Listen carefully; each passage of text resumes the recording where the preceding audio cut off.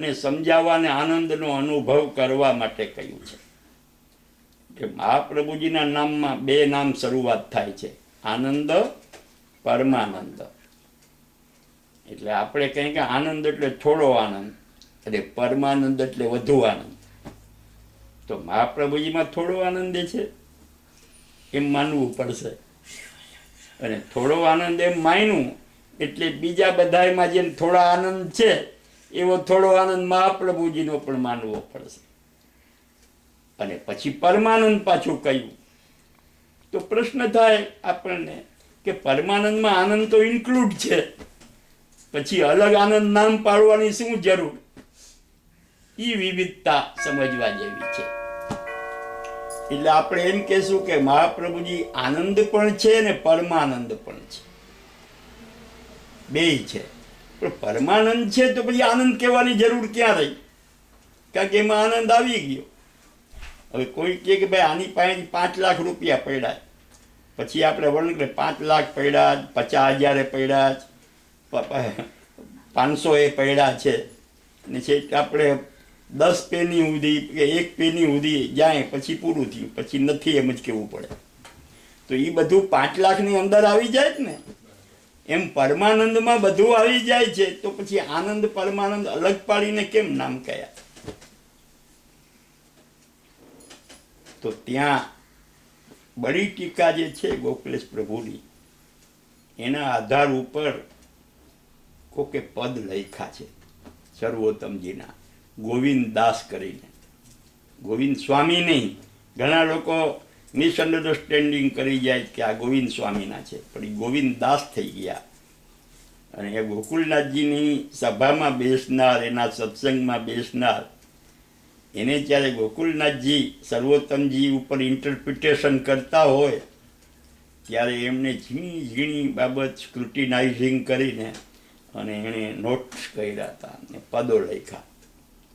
એ પદમાં એમ લખે છે કે એક આનંદ અને એક પરમાનંદ, એમ સંયોગ અને વિપ્રયોગ, વિયોગ.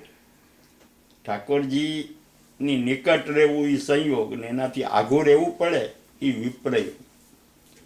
તો વિયોગ અને વિપ્રયોગ આ બેમાં ફરક છે. વિયોગ ક્યારેક એક તરફી હોઈ શકે છે કે મારો કોઈ ફ્રેન્ડ હોય એનો હું અહીં વિયોગ કરું ને ઓલોને હું યાદે ના આવતો હું,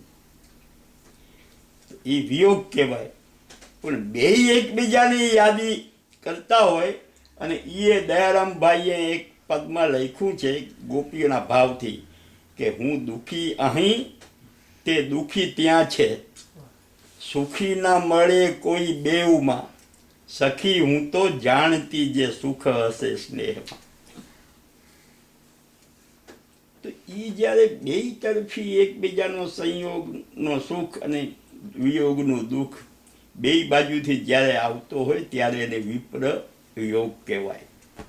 આપણે શ્રી ગુસાઈજીએ પારાસોલીમાં બિરાજીને એને વિપ્રયોગ કર્યો અને વિજ્ઞપ્તિની રચના કરી, એને વિયોગ કર્યો એમની વિપ્રયોગ કર્યો એમ કહીએ છીએ. તો અહીં ગુસાઈજીથી શ્રીનાથજીથી દૂરી થઈ એ એને દુઃખ આપતી હતી, પીડા આપતી હતી. એટલી જ પીડા શ્રીનાથજી અનુભવતા હતા.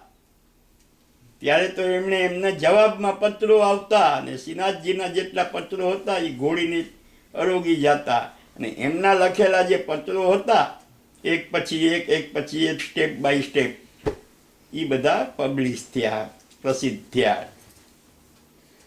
એટલે એમાં આપણે જો ઝીણવટથી જોઈએ ને તો શ્રીનાથજીના જવાબનો આભાસ એમાં પણ થાય છે આપણને.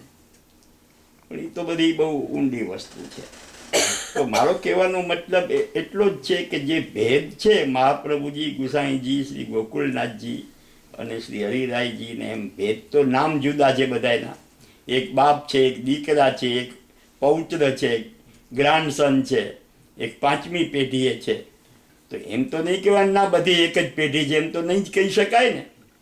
પેઢી તો તમારે માનવી જ પડશે કે આ દીકરો છે, આ દીકરાનો દીકરો છે, આ ભાઈ છે, આ ભાઈનો દીકરો છે. બધું હોવા છતાં જે લિંક મહાપ્રભુજીએ શરૂ કરી એના જ લિંકમાં બધા ચાલે છે ને ચલાવે છે. આ વસ્તુમાં ડિસ્ક્રિમિનેશન જેવું આવે એટલે ભલે કોઈ એમ માને કે અમે બધા કરતાં ઊંચા થઈ ગયા, પણ કદાચ ઉપર જાશું લીલામાં તો આપણને ઠપકો 100% મળશે કે મેં તમને શું કહ્યું છે ને તમે શું સમજી બેઠા છો. એવું હું તો માનું છું. કારણ કે મહાપ્રભુજીની લિંકમાં એટલે શ્રી ગોકુલનાથજીએ કહ્યું કે શ્રી સાક્ષાત વલ્લભાગ્નિએ જે નિર્દેશ આપ્યો છે એ પ્રમાણે જ ચાલવાનું છે, ચાહે મારા સેવક હોય કે ચાહે અમારા સેવક હોય. સમજાણું? પછી એક લાઈન બીજી ગજબની મૂકી કે આ વાતને કોઈ સિરિયસલી નહીં લે તો હળવાશથી લઈ લે કે હા ગોકુલનાથજીને મૂડ આવી ગયો ને આમ કહી દીધું. કાં કોક એવું કાઢે એમાંથી કે ગોકુલનાથજી પોતાનું સ્વરૂપ છુપાવવા માટે આમ કહી રહ્યા છે. યુક્તિ ભગવાને બુદ્ધિ આપી છે માણસને યુક્તિ લડાવવાની, પણ એ યુક્તિ લડાવવી એ યુક્તિ સંગત છે કે અયુક્તિ સંગત છે એ કંઈ આપણી તાકાત નથી કે આપણે નિર્ણય કરી શકીએ, જજમેન્ટ આપી શકીએ. એટલે શ્રી ગોકુલનાથજી ત્યાં પોતાનું સ્વરૂપ ઢાંકવા માટે નથી કહી રહ્યા, પણ પોતાના વિચારોને જે લોકો જુદી રીતે સમજી રહ્યા છે, સમજવા શરૂ થઈ ગયા હતા એ સમયે એને મેન્ડ કરવા માટે આ લખ્યું છે. સમજાણું? અને એ મેન્ડ કરવા માટે કહીને એટલેથી અટકા નથી.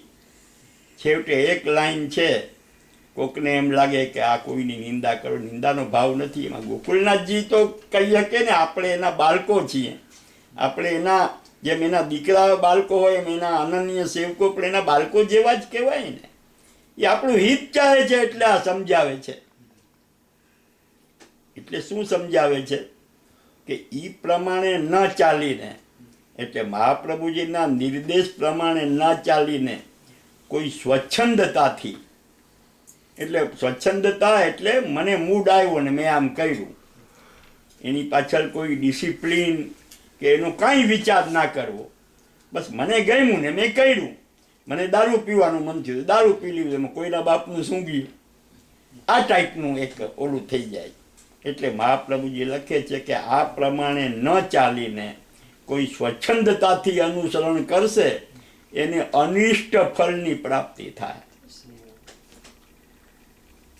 તમારે આ બડી ટીકા જોવી હોય સંસ્કૃતમાં છે, એ તમને બતાડી શકું છું. હું મેં જીવની જેમ સાચવી છે કે ભાઈ હું જ્યારે શ્રી ગોકુલનાથજીના અનન્યતાના માર્ગમાં શ્રી રમણ પ્રભુની કૃપાથી અમારા માતા પિતા એને અનુસર્યા અને એની કૃપાથી 2-4 છાંટા મને ઉડાડ્યા છે, તો મારા માટે તો આ કરોડોની સંપત્તિ કરતાં પણ વધારે મૂડી કહેવાય એ બડી ટીકા કે જેમાં શ્રી ગોકુલનાથજી આપણને પોતાના સમજીને, અંતરંગ સમજીને ને ઊંધે રસ્તે ના ચડી જાય, કોઈ મિસલીડિંગ ના થઈ જાય એ માટે દયા કરીને આપણે સમજાવે છે. નહીં તો કે ભાઈ તારે ખાડમાં પણ મારે શું, પરંતુ પોતાના માને છે એની કરુણા છે એટલે એ આપણને એ રીતે સમજાવે છે. એ પછી આગળ જે વાત છે એ અટાણે અપ્રાસંગિક છે. નહીં તો આની લિંકમાં એક બીજી વાત એ કરી છે, તો વ્યક્તિગત આપણે બેઠા હશું ત્યારે વિચારશું. અત્યારે એટલો વિચાર તો આપણે અનન્ય આશ્રયના જોરે અન્ય આશ્રયનો ત્યાગ, સમર્પણના જોરે અસમર્પિતનો ત્યાગ અને સત્સંગના બળથી દુસંગનો ત્યાગ. તો આ બળ, આ 3 બળ છે, આપણી શક્તિ છે, એનર્જી છે આપણી. અનન્ય આશ્રય થવો એકનો એ આપણી એનર્જી છે, પણ એ પાછી અનન્ય આશ્રય એટલે બીજાને થૂથું કરવા માંડીએ એ ટાઈપની નહીં, પણ એને લગતું જે પ્રકારની વિસ્તાર પામ્યું છે એની અંદર મુખ્ય મેઇન આ છે અને એની જ લિંકમાં એ બધા છે. હવે શ્રી ગોકુલનાથજીના જે સંસ્કૃત ગ્રંથો છે એ સંસ્કૃત ગ્રંથોમાં ખાસ કરીને ટીકા ગ્રંથો છે. એમણે સર્વોત્તમજી એટલે નાની ટીકા, બડી ટીકાની એક બાજુ વાત રાખીએ જ આપણે, પછી વલ્ભાષ્ટક અને એક અપ્રાપ્ય સપ્તશ્લોકીની પણ છે. એ પછી સિદ્ધાંત મુક્તાવલીની છે, સિદ્ધાંત રહસ્ય છે, પછી અનએવેલેબલ નવરત્નની પણ છે. એટલે રેર છે, એ પછી અંતઃકરણ પ્રબોધ ઉપર છે, એ પછી ભક્તિવર્ધિની ઉપર છે, એ પછી સંન્યાસ નિર્ણય ઉપર છે. એટલે સુધી છે ગોકુલનાથજીનું વર્ક, મહાપ્રભુજીના લિટરેચર ઉપરનું. હવે એટલા વર્કોમાં બીજું કાંઈ વિસ્તાર ન કરતા એટલું જ કહું છું હું કે દરેક ટીકા શરૂ કરે ને ત્યારે પહેલાં એક મંગલાચરણનો શ્લોક હોય, કે એ મંગલાચરણના બે કારણ. એક તો કે મેં આ ટીકા લખી એના અભિમાનનું સમર્પણ, ક્રેડિટ નથી લેવા માગતા. બીજું કે આવા કાર્યો, ઉત્તમ કાર્યો કરે તો આપણે આ કહેવત પણ છે કે હારા કામમાં 100 વિઘ્ન, કહેવત છે ને એવી, હારા કામમાં 100 વિઘ્ન. તો આ સારું કામ મેં શરૂ કર્યું છે કે મહાપ્રભુજીના હૃદયનો આશય, મહાપ્રભુજી કૃષ્ણના હૃદયનો આશય પ્રગટ કરે છે, કૃષ્ણ હાર્દવિત. તો આ ગોકુલનાથજી મહાપ્રભુજીના નો હાર્દ પ્રગટ કરે તો મહાપ્રભુજીના હાર્દમાં કૃષ્ણનો હાર્દ આવી જાય છે. કેવી લિંક મળે છે! તો શ્રી ગોકુલનાથજી મંગલાચરણ, દરેક મંગલાચરણમાં સર્વપ્રથમ સ્પષ્ટપણે દીનતા કરે છે. તો અસાધારણ સામર્થ્ય. દીનતા કરે એટલે દીનતાનો મતલબ એ નથી કે એનામાં આ કાંઈ નથી, બિચારા એમ કે નથી આ બધું મહાપ્રભુજીમાં હતું નાનામાં નથી, એવો એ દીનતાનો મતલબ એ નથી થતો. પણ એનાથી કદાચ અધિક પણ મહાપ્રભુજીએ દાન કરી દીધું, છતાં અહંકાર નથી અને મહાપ્રભુજીથી ઉપરવટ થવા નથી માગતા. કોઈ મહાપ્રભુજીથી ઉપરવટ માનીને ને ચાલીને અને મને કોઈ કષ્ટ ના પહોંચાડી જાય, એ માટે શ્રી ગોકુલનાથજી મંગલાચરણમાં લખે છે કે શ્રી મહાપ્રભુજીના હૃદયનો આશય મારી બુદ્ધિથી સમજી શકું એવી મારી તાકાત નથી. દીનતા છે, પરંતુ એમના ચરણ કમળની રજ મારા માથે ઉડી છે એટલે આ કરવા તત્પર થયો છું. મારી પાસે અહીં લઈ આવ્યો છું ગોખલેશ વાકસુધા પુસ્તક. એની અંદર જેટલા ગ્રંથો ઉપર એણે કોમેન્ટ્રી લખી છે એ બધામાં મંગલાચરણ છે, અને દરેક મંગલાચરણમાં આમ લખે છે. તો હવે તમે કહો કે એ તો પોતાનું સ્વરૂપ ઢાંકવા માટે આમ લખે છે, તો ભગવાન માલિક, પછી કોઈ ઉપાય જ નથી એનો. તો પણ જો એની લિંકમાં સમજવા માગતા હોય તો કોઈને ગોકુલનાથજીમાં અધિક આસક્તિ થઈ જવી, મહાપ્રભુજી ગુસાઈજી કરતાં અધિક આસક્તિ ગોકુલનાથજીમાં થઈ જવી એ કંઈ ખોટું નથી, એ નેચરલ છે. કે જેના સંગમાં આવીને આપણે ત્યાં, તો એની દ્રષ્ટિમાં અમારા શ્રી ગોકલેશ પ્રભુના પિતાજી, અમારા શ્રી ગોકલેશ પ્રભુના દાદાજી, આ રીતે એને ઓળખાણ હોય. એની એક સીધી ઓળખાણ ગોકુલનાથજીની, અને એને લીધે મહાપ્રભુજી ગુસાઈજીના સ્વરૂપને પણ જાણ્યું. આ રીતે આખી પરિપાટી હતી, સમજ્યા? પાછળથી પછી એ પરિપાટી દરેકમાં, ચાહે શ્રી ગોકુલનાથજીની અનન્યતાના માર્ગ ઉપર આપણા જેવા પામર ચાલવાવાળા હોય, મારા જેવા, કે શ્રી ગુસાઈજીના સેવકો 252 થયા, એની લિંક તો ગુસાઈજી જ હતા ને. એમાં કોઈ એમ કહે છે કે મહાપ્રભુજીના સેવક 84 અને 252 બે એમ કહેશે કોઈ? 252 કહેશો તો ગુસાઈજીનું જ નામ આવશે ને. પણ લિંક તો એ જ 84 વૈષ્ણવની ચાલતી હતી, એ જ છે. એનાથી કોઈ ભિન્ન જુદું કંઈ કર્યું નથી. તો પછી એ અનન્ય આશ્રય થયા પછી અન્ય આશ્રયનો ત્યાગ થઈ જાય છે. પછી જ્યારે સ્નેહ જ્યારે ઉત્કટ દશામાં પહોંચે છે અનન્યતાને કારણે, અને સ્વરૂપ રસનું પાન કરતાં કરતાં ત્યારે દિલ અને દિમાગ એ રસાત્મક સ્વરૂપના રસની અંદર લિપ્ત બની જાય છે, ત્યારે પછી કહે છે કે અન્ય સંબંધ ગંધોપી કંધરામેવ બાધતે. અન્યનો સંબંધ તો ન્યાય પણ અન્ય મહાપ્રભુજી ગુસાઈજી કે ગોકુલનાથજી એમાંથી કોઈને અન્ય સમજવાની વાત નથી, પણ એ મૂડની વાત છે. હવે મૂડની વાત શું છે એ તમને પ્રેક્ટિકલ દાખલો આપીને સમજાવું, તમને તરત સમજાઈ જશે. કે દાખલા તરીકે કીર્તનનો પ્રોગ્રામ આપણે કરીએ, સાજ સજાઈ ગયા, તબલું સરસ વાગે છે, હાર્મોનિયમ સરસ વાગે છે, તાનપુરાના સ્વર પણ બેકગ્રાઉન્ડમાં વાગે છે, અને એ બધું થાય અને એ ચાલતું હોય અને ઓછીતાનો દેકારો શરૂ થઈ જાય, ક્યાંકથી હલ્લો ગુલ્લો શરૂ થઈ જાય, તો જે ગાતું હોય તન્મય થઈને એને કેટલો આઘાત લાગે. તો ગુસાઈજી કહે છે કે જ્યારે સ્વરૂપ રસમાં તન્મય બનેલો હોય ને એ વેટાણે કોઈ જ્ઞાન વિજ્ઞાન કે તત્વજ્ઞાનની પણ વાત કરે ને તો એ મને કોઈ મારું ગળું કાપતું હોય એટલું દુઃખ થાય છે. આપણે સમજી શકીએ છીએ પ્રેક્ટિકલ આપણા અનુભવ પ્રમાણે કે જ્યારે કોઈ રસમાં આપણે ડૂબેલા હોય ને એ વેટાણે કડવી વાત કે તીખી વાત કે એવી કોઈ ઉછીતાની આવી જાય તો એને રસાભાસ કહેવામાં આવે છે કે આ તો રસાભાસ થઈ ગયો આજે આનંદનો. એટલે એવી તન્મયતામાં ડૂબેલા હોય ત્યારે સારું સારું જે કહેવાતું હોય ને એ પણ રસાભાસ બની જાય છે. એ બધી વસ્તુ ફલદશાની છે કે ફલદશા સુધી આપણે પહોંચીએ એવી રીતે. તો આપણું ડેવલપમેન્ટ છે એમાં આપણે 4 એનર્જી વધારવાની છે. હવે પૂરું કરવા માગું છું. 4 એનર્જી એટલે શક્તિ આપણી. એક પ્રમાણ બળ, એક પ્રમેય બળ, એક સાધન બળ અને એક ફળનું બળ. તો પ્રમાણ બળ, પ્રમાણની એનર્જી માટે વિટામિન જે કંઈ બતાવ્યું એ છે કે મહાપ્રભુજી ગુસાઈજીએ જે પ્રૂફ આપ્યા છે કે કૃષ્ણાત પરમ નાસ્તિ દૈવમ વસ્તુતઃ દોષ વર્જિતમ. કૃષ્ણથી પર કોઈ તત્વ નથી કે જેમાં દોષ થોડો ઘણો પણ ના હોય. થોડીક ન્યૂનતા બધાયમાં દેખાય. ઇવન અક્ષર બ્રહ્મ પણ ગણિતાનંદ છે એમ કહીને ને ન્યૂનતા. આપણે જે આનંદ એન્જોય કરીએ છીએ એના કરતાં અક્ષર બ્રહ્મ તો ક્યાંય ને ક્યાંય આનંદ છે એનો. પણ એના આનંદને ન્યૂન માયનો છે. સચ્ચિદાનંદ કમ, કમ શબ્દ છે એ ન્યૂનતાવાચક છે, એને બૃહદ કહ્યો છે.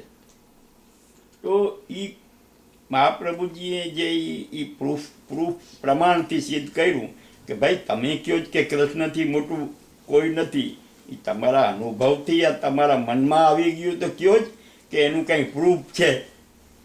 તો એ પ્રૂફ આપે છે કે ઉપનિષદ એટલે વેદ, ગીતાજી, ભાગવત, આ બધું એનું પ્રૂફ છે. કોઈને એમને વાત સમજાઈ જતી હોય તો પ્રૂફ ના જોવે તોય હાલે, પણ એમને એમ નથી સમજાતું તો આ પ્રૂફ જોઈને ને તમે સમજી શકો છો કે ના આ વાત સાચી છે. જે મહાપ્રભુજી કહે છે તો ગીતામાં ભગવાન પોતે કહે છે. એ જ વાત મહાપ્રભુજી ટ્રાન્સલેટ કરીને આપણને કહે છે. તો એ જે વાંચન, મનન, ચિંતન, સત્સંગ એ બધું પ્રમાણ બળ પેદા કરનારું છે. એનાથી પ્રમાણ બળ પેદા થાય છે. પ્રમાણ બળ પેદા થાય પછી મિસલીડિંગ થવાનો ભય રહેતો નથી. જ્યાં જુદે રસ્તે દોરવાઈ જવાની બીક ખતમ થઈ જાય ત્યારે પ્રમાણ બળ આપણામાં આવ્યું કહેવાય. અને વાંચતા વાંચતા કોઈક બીજાએ વાંચ્યું કાંઈક ને ત્રીજાએ કાંઈક વાંચ્યું, ઓછાથી ડાયવર્ઝન આવી જાય આપણા વિચારોમાં, તો પ્રમાણ બળ નથી, કમજોરી છે, વીકનેસ છે. એટલે પ્રમાણ બળથી એક કન્સોલિડેશન થઈ જાય કે નહીં બસ કૃષ્ણ ભક્તિનો જે મહાપ્રભુજીએ બતાવ્યો છે એ જ માર્ગ છે. બીજા ભણે કે ગમે એટલું કે સટગુણ વેદ પુરાણ ગમે એ કે પ્રીત બંધી શ્રી વલ્લભ પદસો ઓરન મન મેં આવે એમાં કહ્યું કે બીજા ગમે એમ કહે, પરંતુ આપણે તો આ જાણી લીધું છે ને માણીએ લીધું છે. હવે આપણને કોઈ ગમે એમ કે જેને માયણું ના હોય ને ખાલી જાણ્યું હોય એમાં ડાયવર્ઝન આવી શકે, પણ જે માણવા માંડ્યો છે એને ડાયવર્ઝન આવવાનો કોઈ સવાલ જ નથી પેદા થતો. એટલે આજે શાસ્ત્રોનું જ્ઞાનના આધાર ઉપર એક આપણો નિશ્ચય થઈ ગયો કે આ જ માર્ગ ઉપર ચાલવું, એનું નામ પ્રમાણ બળ. પ્રમેય બળ એટલે પ્રમેય એટલે જે જાણ્યું આપણે એ જાણીને ને જે વસ્તુને જાણીને એ વસ્તુ પ્રમેય. કૃષ્ણ પરમ તત્વ છે, એ જાણવાને માટે શાસ્ત્રો એ સાધન, અને એનાથી શું જાણ્યું? કૃષ્ણ બધાથી ઊંચા છે તો એ પ્રમેય થયો. તો પ્રમેય બળ શું કે પ્રભુમાં દ્રઢ વિશ્વાસ થવો કરીશ્યતી ઇતિ વિશ્વાસ ઈ પ્રમેય બળ છે. અને સાધન બળ, સાધનનું બળ અમ નાચત ગોપાલ ભળો છે. મારા અહંકારથી મને બધું આવડી ગયું ને હું સાધન કરું છું એમ નહીં, પણ મહાપ્રભુજીની કૃપાથી મારું જે છે આ સાધન, એમાં ન તો કોઈ મિક્સિંગ આવશે કે ન કાંઈ આવે, એ સાધન બળ છે. અને ફલ બળ એટલે હું કોણ અને કોનો. અમે રાજના ખાસા ખવાસ રે મુક્તિ મન ના આવે રે, અરે મારો ધણી તો સર્વોપરી છે. જે શ્રી ગોકલેશ, મારો ધણી ગોકલેશ, એ ફળનું બળ છે. આ ચાર બળ પ્રગટ થઈ જાય એટલે ભગવદીતાની સિદ્ધિ થઈ જાય. અને કહ્યું છે કે ભગવદીયત્વે નૈવ પરિસમાપ્તા સર્વાર્થા. પછી કાંઈ શીખવાનું બાકી નથી રહેતું, પછી તો માણવાનું જ રહે છે. આ ચાર બળ ક્રિએટ થઈ જાય એટલે ભગવદીતા થઈ જાય. એટલે આપણા 3 સ્ટેપ છે. પેલો મદીયતાનો સ્ટેપ, બીજો તદીયતાનો સ્ટેપ, અને ત્રીજો ભગવદીતાનો સ્ટેપ. ત્યાં પૂરું. પછી તો કાંઈ કરવાનું બાકી રહેતું નથી. પછી જે કાંઈ થાય છે એ સ્વાભાવિક, સહજ, નેચરલ રીતે થાય છે. તો પહેલાં આપણે કહીએ છીએ કે કૃષ્ણ મારો છે. શ્રી કૃષ્ણ શરણ મમ, મારો, મમ એટલે મારો. શ્રી કૃષ્ણ શરણ મમ, આ મદીયતાનો સંબંધ એસ્ટાબ્લિશ થયો. પછી તદીયતાનો સંબંધ આવે છે. કૃષ્ણ તવાસ્મી, કૃષ્ણ હું તારો છું, આ બીજું સ્ટેપ આવ્યું. અને કૃષ્ણ કહી દે કે તું મારો છે, મેં તો કહી દીધું કે તું મારો છે, ને કૃષ્ણ જ્યારે કહી દે કે તું મારો છે એટલે પછી ભગવદીતા થઈ ગઈ. એટલે મને અહીં એક જણાએ પૂછ્યું કે what is the difference between Vaishnav and Bhagavadi. અમે કહ્યું one who loves Krishna is Vaishnav અને one who is loved by Krishna is Bhagavadi. એટલે આપ લોકોનો ખૂબ ટાઈમ લીધો અને મારા કહેવામાં ક્યાંય કાંઈ ક્ષતિ રહી ગઈ હોય તો ક્ષમા માગું છું.